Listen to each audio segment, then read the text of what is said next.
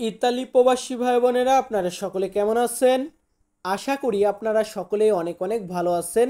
আপনাদের সকলের দোয়া এবং ভালোবাসায় আমিও অনেক ভালো আছি। তো দেখুন, আমি প্রতিনিয়ত ইতালিয়ান ভাষা শেখার ভিডিও আপলোড করি, কিন্তু আজকে যে ভিডিওটা তৈরি করেছি সেটা হবে একটু ভিন্ন ধরনের, প্রতিদিনের থেকে একটু ভিন্ন ধরনের ভিডিও হবে। তো আপনারা যারা ইতালিয়ান ভাষাতে কথা বলা শিখতে চান তারা আজকে সম্পূর্ণ ভিডিওটি একটু মনোযোগ সহকারে দেখবেন। তো আর বেশি কথা বলবো না, এখন আমাদের ভিডিওটা শুরু করব। আর ভিডিওটা যদি ভালো লেগে থাকে, কিছু যদি শিখতে পারেন, তাহলে অবশ্যই লাইক, কমেন্ট এবং বন্ধুদের কাছে শেয়ার করে দিবেন। তো আমরা আজকে কোনো শব্দ শেখাবো না, এখন বাক্য শেখাবো। প্রথম বাক্যটি আছে আপনি কোথায় আছেন বা তুমি কোথায় আছেন, তুমি কোথায় আসো এমনটা বলি। আমি এই বাক্যগুলো প্রত্যেককেই শিখিয়েছি, কিন্তু আজকে বাংলা উচ্চারণ দেব না, ইতালিয়ান বর্ণমালার সাথে বাংলা উচ্চারণ দেব না। প্রথমে আছে আপনি কোথায় আছেন, এটাকে আমরা কি বলি? দোভে সেই। দোভে সেই মানে হচ্ছে আপনি কোথায় আছেন বা তুমি কোথায় আছো, একই তো বাক্যটা। দোভে সেই। দোভে মানে হচ্ছে কোথায়, সেই মানে আপনি বা তুমি। তাহলে দোভে সেই আপনি কোথায় বা আপনি কোথায় আছেন। তারপর ধরুন আমি বলতেছি কাজ কোথায় আছে বা কাজ আছে কোথায়, তাহলে আমাকে কি বলতে হবে? আমাকে বলতে হবে দোভে ইল লাবোরো। দোভে ইল লাবোরো মানে এগুলা কিন্তু প্রশ্ন। দোভে ইল লাবোরো কোথায় কাজ আছে বা কাজ কোথায় আছে, একই। কাজ কোথায় আছে বা কোথায় কাজ আছে আমরা কি বলবো? দোভে ইল লাবোরো। দোভে মানে কোথায়, লাবোরো মানে হচ্ছে কাজ। তারপর ধরুন আমি বলতেছি দোকান কোথায় আছে। দোকান কোথায় আছে, তাহলে আমাকে কি বলতে হবে? দোভে ইল নেগোচিও।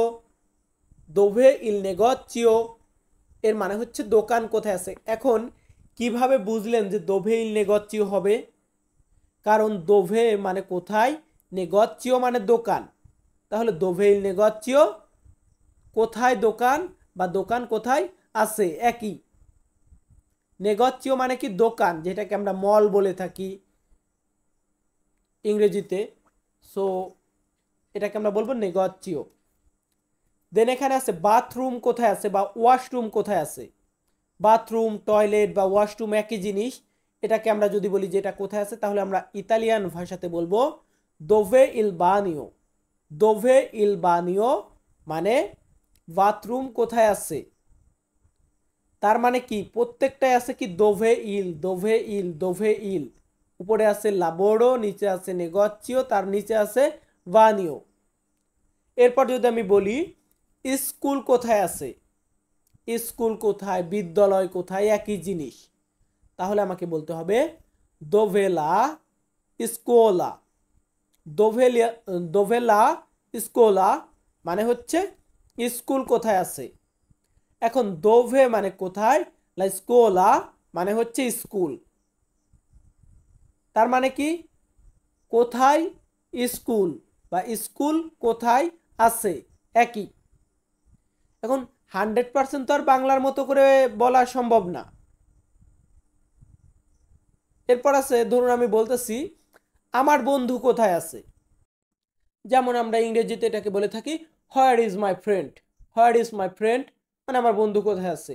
কিন্তু কি ইতালিয়ান ভাষাতে আমরা বলবো দোভে ইল মিও আমিকো। দোভে ইল মিও কোথায় আমার, আমিকো মানে বন্ধু। তাহলে দোভে ইল মিও আমিকো কোথায় আমার বন্ধু বা আমার বন্ধু কোথায়, আমরা কি বলবো? দোভে ইল মিও আমিকো। আমিকো মানে বন্ধু। আমরা পরবর্তী ধাপে কিছু বাক্য শেখাবো। ধরুন এখানেও কোথায় দিয়ে শেখাবো, তবে একটু ভিন্ন ধরনের। কাউকে জিজ্ঞাসা করলাম তোমার বাড়ি কোথায়। তোমার বাড়ি কোথায় ইংরেজিতে আমরা বলে থাকি হোয়ার ইজ ইউর হাউস বা হোয়ার ইজ ইউর হোম। কিন্তু আমরা ইতালিয়ান ভাষাতে বলে থাকি দোভে কাজা তুয়া। দোভে কাজা তুয়া মানে তোমার বাড়ি কোথায় বা আপনার বাড়ি কোথায়। কি বলবো? দোভে কাজা তুয়া। দোভে মানে কোথায়, কাজা মানে বাড়ি, তুয়া মানে তোমার বা আপনার। তাহলে আপনার বাড়ি কোথায় বা তোমার বাড়ি কোথায়, দোভে কাজা তুয়া। তারপর কাউকে জিজ্ঞাসা করতেছি তোমার কাজ কোথায় বা আপনার কাজ কোথায়, আপনার কাজ কোথায় আছে, এমনটা বলতে গেলে আমরা ইতালিয়ান ভাষাতে বলবো দোভে ইল তুও লাবোরো। দোভে কোথায়, ইল তুও তোমার, দোভে ইল তুও কোথায় তোমার, লাবোরো মানে কাজ।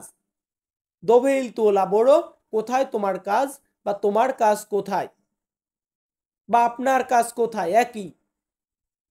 তারপর কাউকে জিজ্ঞাসা করতেছি, তুমি আমাকে খাবার খাওয়াতে চাইলে তো তোমার খাবারটা কোথায় আছে, বা আপনার খাবার কোথায় আছে। তোমার খাবার কোথায় বা আপনার খাবার কোথায় এটা বলতে গেলে আমরা ইতালিয়ান ভাষাতে বলবো দোভে ইল তুও চিবো। দোভে ইল তুও চিবো। দেখুন নিচের দুইটাও কিন্তু তোমার, মানে তোমার কোথায় আছে, কাজ, খাবার, কিন্তু উপরেরটা বাড়ির ক্ষেত্রে আমরা কিন্তু ইল তুও ব্যবহার করি নাই। ওখানে বলেছি দোভে কাজা তুয়া, আর নিচে বলেছি দোভে ইল তুও লাবোরো, দোভে ইল তুও চিবো। তারপর ধরুন আমি বলতেছি আমার গাড়ি কোথায়, আমার গাড়ি কোথায়, সেই ক্ষেত্রে আমরা বলবো দোভে লামিয়া মাক্কিনা। একটা জিনিস দেখবেন বেশিরভাগ ক্ষেত্রে আমরা ইতালিয়ান ভাষাতে প্রশ্ন করার সময় আমাদের প্রশ্নবোধক শব্দটা আগে চলে আসবে। যেমন কোথায় বলতে গেলে দোভে, দেখুন প্রত্যেকটার আগে দোভে আছে। তো আমরা যদি বলতে যাই আমার গাড়ি কোথায়, সেই ক্ষেত্রে আমাদেরকে বলতে হবে দোভে লামিয়া মাক্কিনা। দোভে লামিয়া মাক্কিনা বা দোভে লামিয়া লাউতো। আবার যদি আমি বলি যে আমার জুতা কোথায় আছে, তাহলে আমাকে বলতে হবে দোভে সুনো লেমিয়ে স্কার্পে। দোভে সুনো লেমিয়ে কোথায় আছে আমার স্কার্পে জুতা। মানে আমরা জুতার ক্ষেত্রে এই শব্দটা ব্যবহার করব, এই বাক্যটা ব্যবহার করবো, সেন্টেন্সটা মেক করব দোভে সুনো লেমিয়ে স্কার্পে, আমার জুতা কোথায় আছে। এরপর ধরুন আমি বলতেছি আমি একজন ড্রাইভার। আমি একজন ড্রাইভার এটা বলতে গেলে আমাদেরকে কি বলতে হবে, ইংরেজিতে আমরা বলি আই অ্যাম এ ড্রাইভার, কিন্তু ইতালিয়ান ভাষাতে আমরা বলবো সুনো উন আউতিস্তা। সুনো উন আউতিস্তা, আমি একজন ড্রাইভার। সুনো মানে আমি, উন মানে একজন, সুনো উন আমি একজন, আউতিস্তা ড্রাইভার। এখন আমি বলতেছি যে আমি একজন শ্রমিক, আমি একজন শ্রমিক, তাহলে আমাকে কি বলতে হবে সুনো উন লাবোরাতোরে। সুনো উন লাবোরাতোরে, আমি একজন শ্রমিক।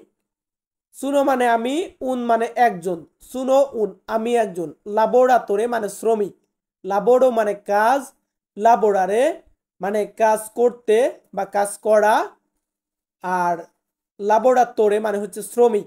তাহলে সুনো উন লাবোরাতোরে, আমি একজন শ্রমিক। আই এম এ ওয়ার্কার ইংরেজিতে বলে থাকি বা আমরা বলবো।